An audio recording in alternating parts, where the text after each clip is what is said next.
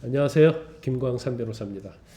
지난번에 예고해드린 바와 같이 오늘은 택시 기사, 택시 드라이버에 관한 케이스에 대해서 말씀을 드리겠습니다.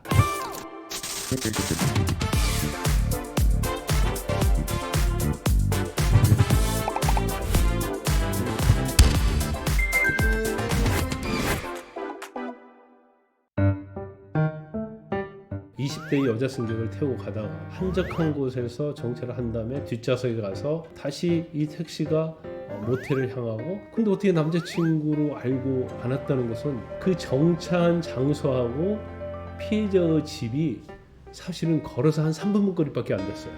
거짓말하는 것이 다 드러난 거죠.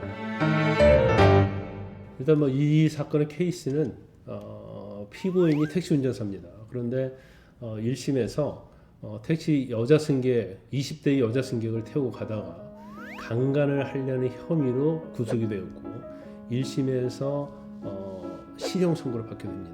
그래서 1심에서 실형 선고를 받고, 이제 실형 선고 받았으니까 구치소에 들어가 있겠죠.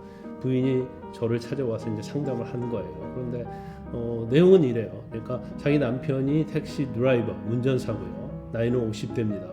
그리고 여자 승객을 태우고 가다가 중간에 정차를 하고 뒤로 가요.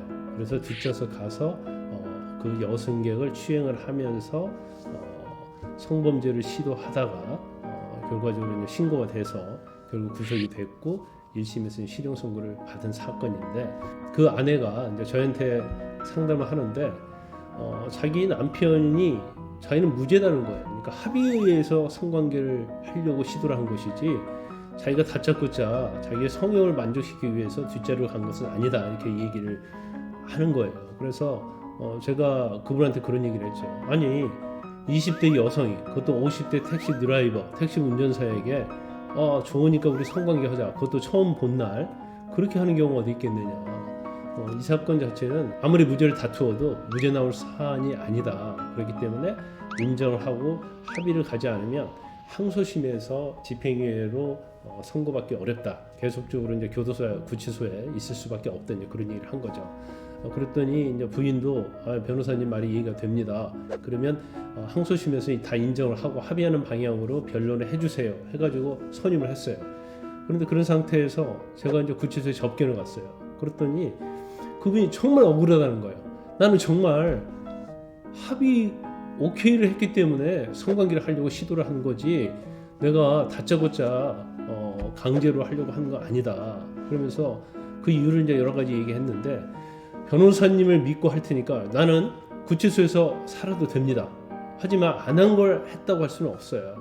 그래서 변호사님을 믿고 맡길 테니까 무죄를 무조건 받아주시고 안 되면 할 수 없는 거죠. 그렇게 얘기를 하는 거예요. 그런데 대부분 무죄를 다툰 사건에 있어서 본인이 정말 안 한 사람과 해놓고도 안 했다고 우겨대는 사람, 주장하는 사람은 사실은 우리가 대화를 해보면 다 알거든요. 근데 이 사람은 우리가 외관적으로 볼 때는 있을 수 없는 일이라고 생각이 들지만 저 정도로 저 사람이 이 얘기를 한다고 하면 저 사람은 분명히 억울할 것이다. 저는 이제 그런 생각을 해서 이제 알았다고 얘기를 하고요. 사건 기록을 열람을 하고 이제 정찰하기 시작한 거죠. 그런데 1심 변호사가 엄청나게 열심히 했어요.